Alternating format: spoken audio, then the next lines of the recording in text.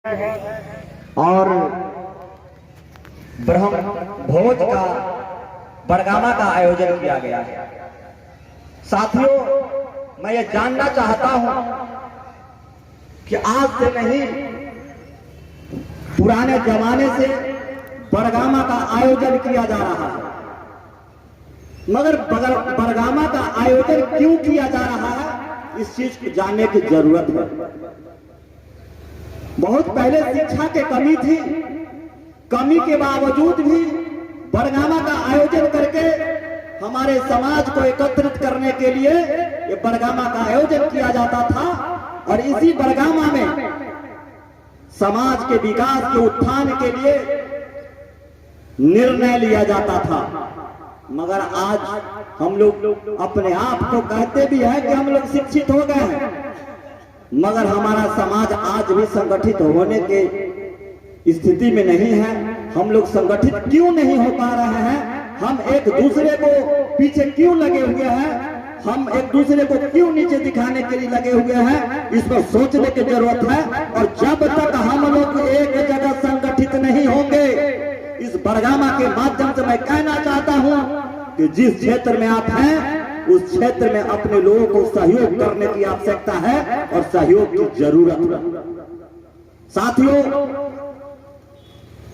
जो आज हमारा समाज की स्थिति है, इस स्थिति को देखने की जरूरत है कि हमारा समाज, हमारा पूर्वज, हमारा इतिहास को उठाकर देख लीजिए। इस भारतवर्ष में कुशवाहा समाज का एक इतिहास रहा है और वह इतिहास आज खत्म होते जा रहा है। इसलिए हम लोग संगठित होने की जरूरत है, हम लोग एकत्रित होने की जरूरत है। तभी जाकर पुराना हमारा जो समाज की इतिहास है, वह गौरव है, वह गौरव फिर से जो वापस होगा जब तक संगठित हम लोग नहीं होंगे।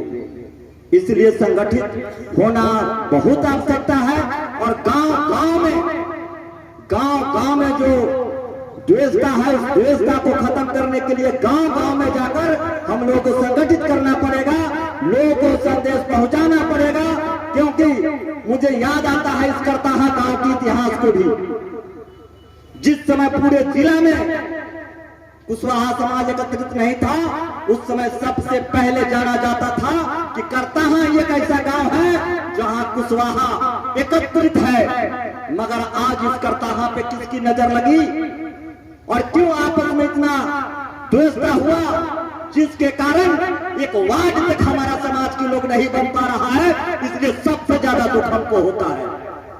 इसलिए साथियों, मैं ये आप लोगों से आग्रह करना चाहता हूं, विनती करना चाहता हूं कि आप लोग आपस में मत टूटिए, आपस में मत बिखरिए।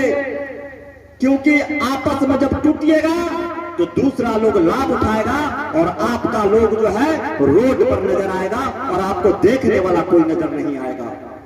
इसलिए सबसे पहले एक सूत्र में बंधने की काम कीजिए, तभी जाकर हमारा समाज विकास करेगा और हमारा समाज का उत्थान होगा। इन्हीं बातों के साथ मैं अपनी वाणी को विराम देता हूं। जय हिंद, जय कुशवाहा समाज।